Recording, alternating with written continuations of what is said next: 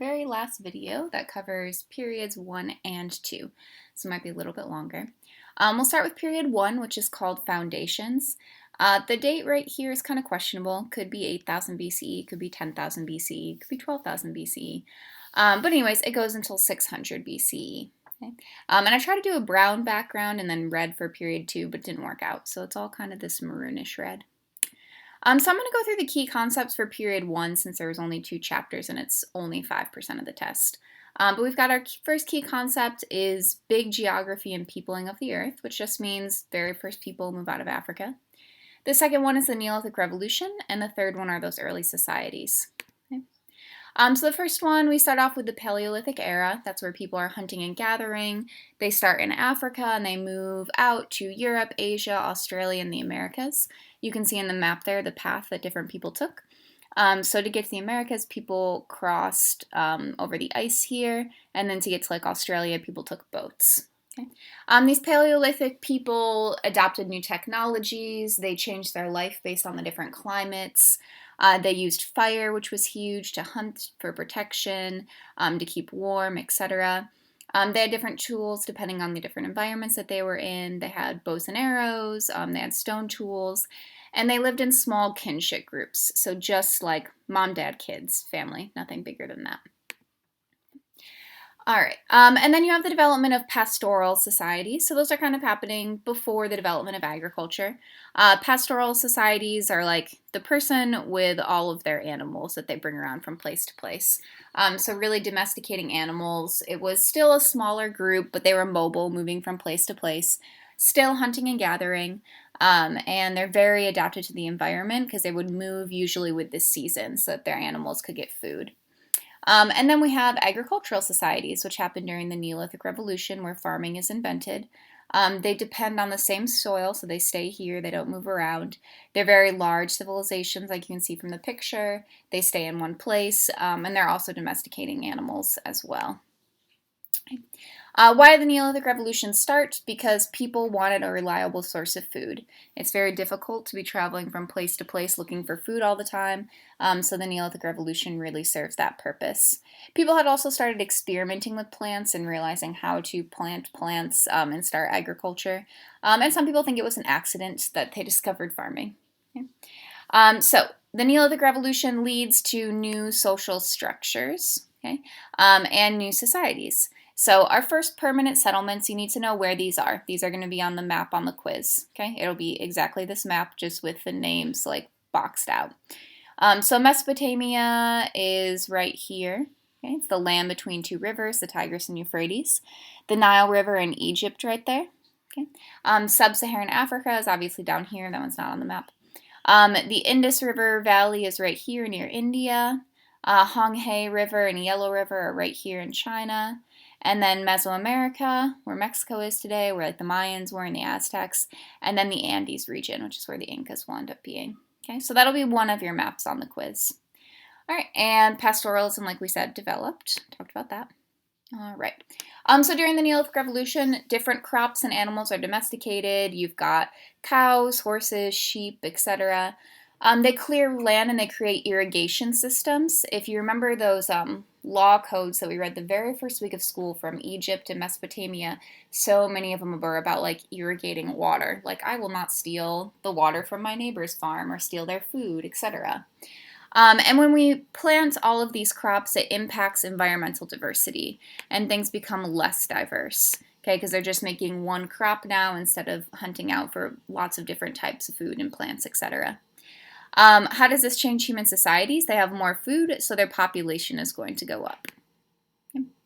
We also have our new social structures. So social structures don't really exist with hunter-gatherers in the Paleolithic age. They're more equal or egalitarian. But in the Neolithic Revolution, we have hierarchies where you have specialization of labor. You've got artisans, warriors, elites, kings, queens, enslaved peoples, etc. So you really start the hierarchy. Technology also leads to the start of trade. So you have trade in between all of these civilizations here. Okay, and then a little bit of trade here, but not as much because the mountains made it hard for people in the Andes to trade. Social structure we just mentioned. Okay. All right, and then 1.3 is all about these foundational societies. So they start near river valleys, okay? And that's where agriculture really flourishes, and they're able to create a lot of food. So here's a nice chart kind of comparing them. So we've got Sumer here in Mesopotamia. They've got the Tigris and Euphrates River. Remember, it's unpredictable flooding, so they're like the gods weren't as nice as the Egyptian gods. They have city-states. And they had writing systems like cuneiform. They used bronze, the wheel. In Egypt, their flooding is predictable, so they had the more like happy afterlife. They also have natural barriers and deserts, whereas Sumer did not have any natural barriers. The Nile is also really good to transport things in the Mediterranean to trade.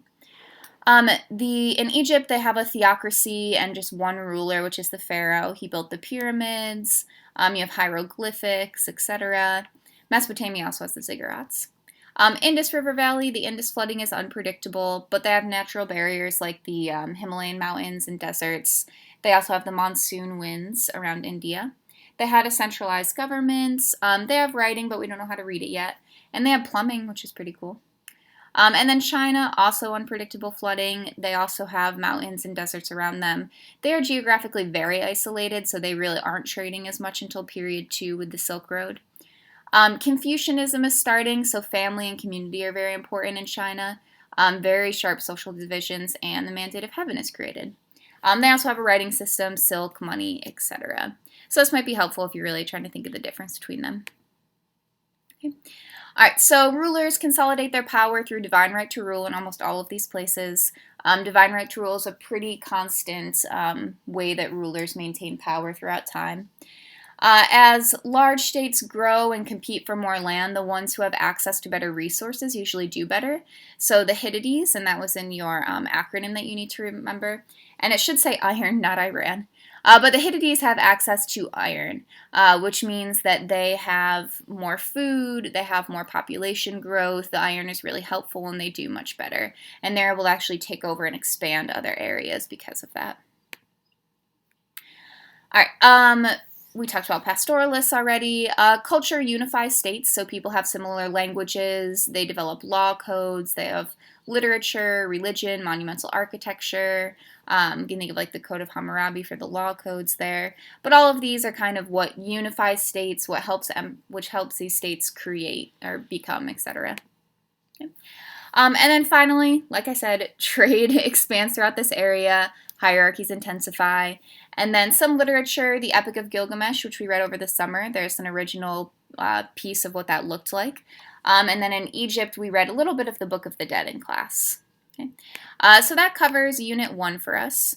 Okay, so again, only 5% of the test, but you've got people move out of Africa, the Neolithic Revolution happens, farming is invented, early agricultural societies, and then how do those early societies develop? And we've got, Mandate of Heaven, monumental architecture, etc. Okay.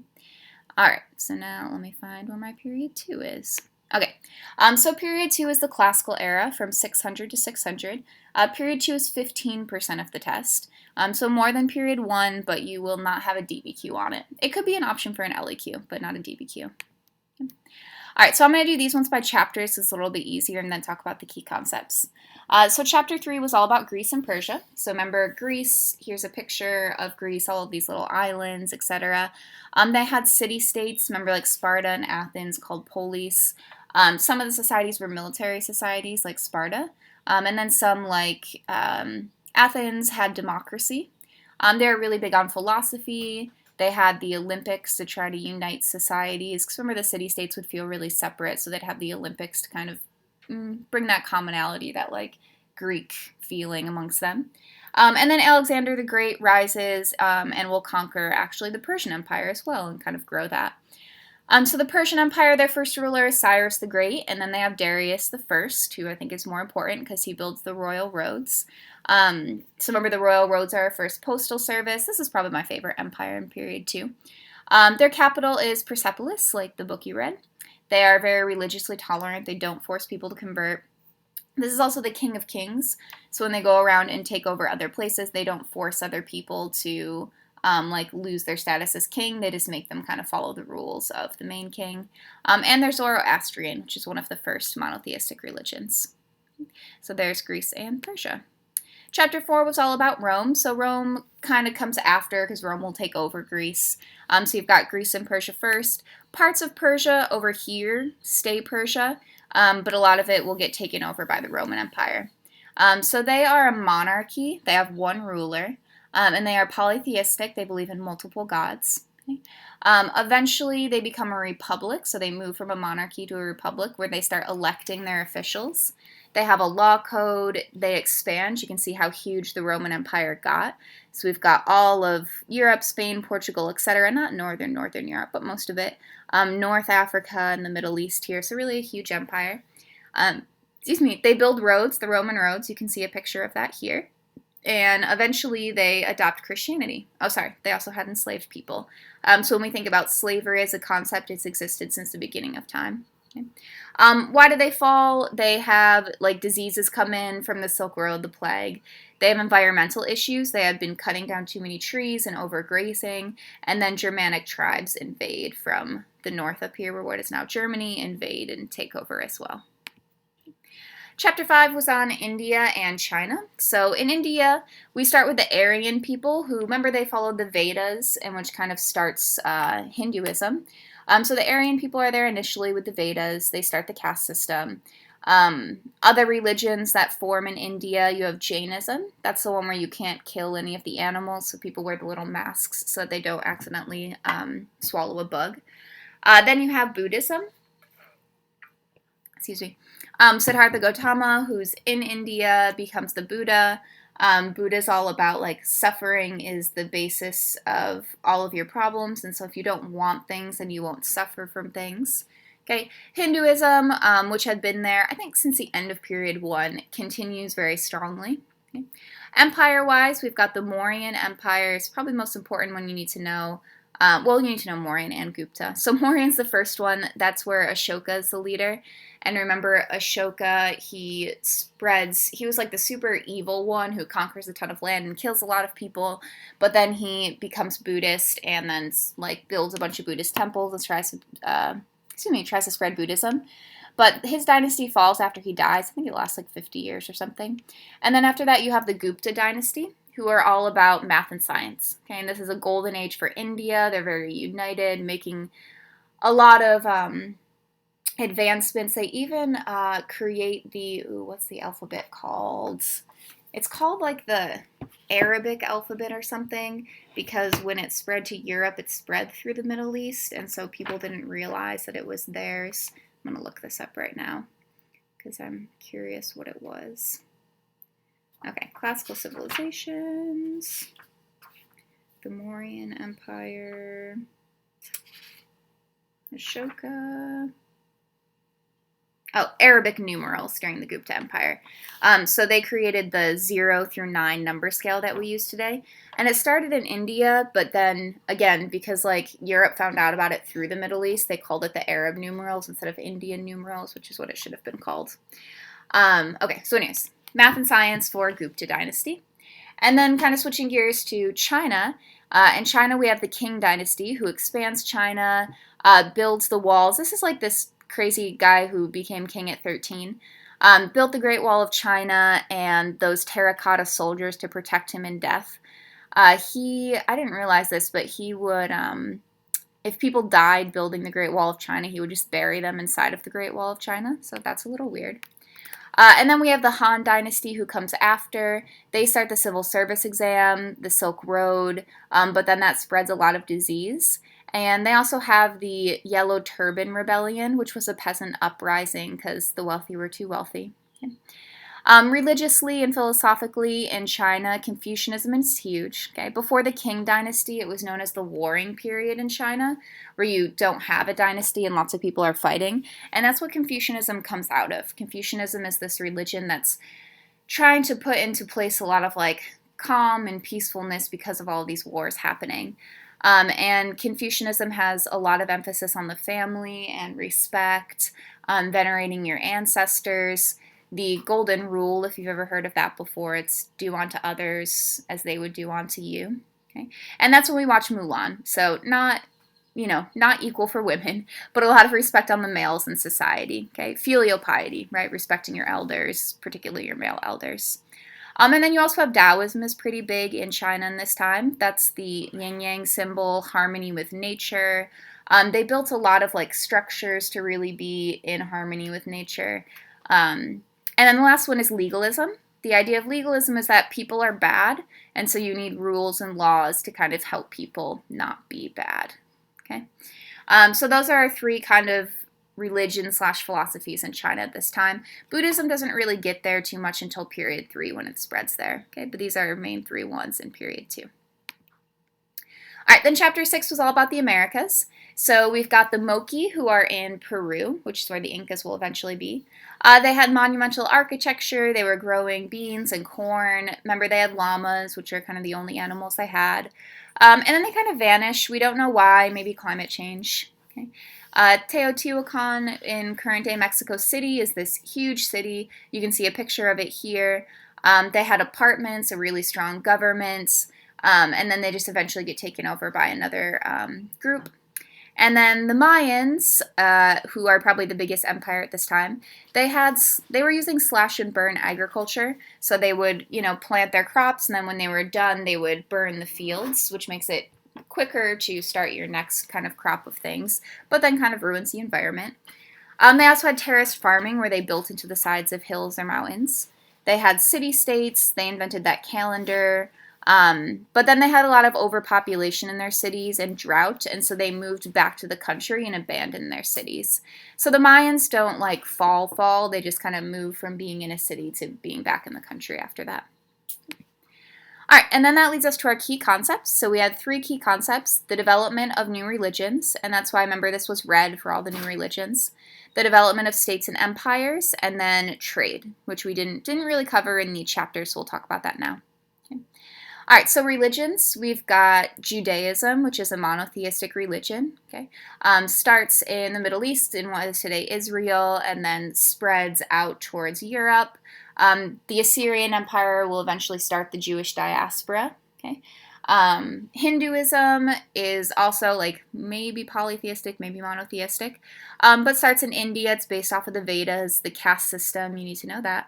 Okay, and these both start in period 1 and just continue throughout period 2. New religions, Buddhism, which starts in India, again, ending suffering by ending your desires. Ashoka spreads that. Taoism, the yin-yang, you live in harmony with nature, builds architecture that really incorporates nature, all about balance. Confucianism starts in China. You've got filial piety, respecting your elders, really strong on education and patriarchy. What's interesting in Confucianism is that your status isn't based on how much money you have, but it's based on like how good your family is. So again, the emphasis on the family is huge, and you can really see that in Mulan. All right, and then Christianity, which starts because it forms out of Judaism in the Middle East and Israel. And then it's very similar to Judaism, except for with Jesus being the Son of God, and that eventually spreads to Rome, and Rome adopts that in the Roman Empire. Okay. In Greece and Rome, you have a big rise of philosophies like Socrates, Plato, Aristotle. These people kind of questioning the world and why things are, etc. You still have animism, which is in period 1. Animals have spirits, the natural world has spirits, and ancestor veneration, or worshiping your ancestors. And then, like I mentioned, rulers continue to use religion to justify their rule. Okay. 2.2 is, what are all our new states? Okay, sorry. What are all our new states and empires? So we talked about Persia. Okay. These are their rulers' names. This one's hard. Achaemenid, Parthian, Sassanid. Alexander the Great is really the one you need to know, because he's, starts off in Greece. Well, he conquers Greece. I think he starts off in Macedonia. Conquers Greece, conquers Persia. And then Persia has the royal roads, the postal system, the king of kings, etc. Okay, China, we've got the Qing and the Han Dynasty. So you should know that the Qing Dynasty centralized China, unified them. This is after the Warring period. They adopt legalism and Confucianism. And then the Han Dynasty starts the Silk Road, paper money. Chang'an is a big city that they start. Okay. In India, we've got the Mauryan and the Gupta. So the Mauryan has Ashoka, Buddhism. They build that huge rock and pillar thing. Gupta is big on science and technology. They start the number system. Greece is democracy. They have a lot of wars between city-states, and they're eventually conquered by Alexander the Great. Rome is a republic, so they elect their leaders, but they're not a democracy, so it's different there. Huge empire. And then Mesoamerica, we've got Teotihuacan in Mexico, the Mayans who had their calendars, and then the Mochi in Peru. Okay. All of these empires rose because they had law systems, they had militaries, they had roads, they had slavery, they had governmental systems. And they all fall because, in some part, because of environmental damage. Invaders come in, revolt, or disease spreads, especially through the Silk Road. Which brings me to trade. So your chapters didn't talk about this whole lot, but the trade systems do start in period 2. Okay, so we've got the Silk Road, the Indian Ocean trade, Trans-Saharan, Mediterranean, and then those royal roads in the Persian Empire. Okay. So they all use new technology like saddles, stirrups, dhows, etc. And they traded things like rice, cotton, technology like how to irrigate your water. They spread disease, which is huge, and they spread religion, right? Buddhism starts to spread to China, Hinduism spreads throughout Asia, Christianity spreads to Europe, etc. Okay? So we've got goods spreading, ideas spreading, people, language, culture, food, etc. Okay? So again, we had 2 things here. So we had period 1, people move out of Africa. The Neolithic Revolution happens, they discover farming, and then you have your early societies like Egypt, Mesopotamia, China, Indus Valley. Okay. And then period 2, we've got, there we go, new religious developments start. Okay, the new empires. So really in period 1, it's just like smaller civilizations. Period 2, we have big empires. And then finally, those trade networks. Okay. And that covers period 1 and period 2.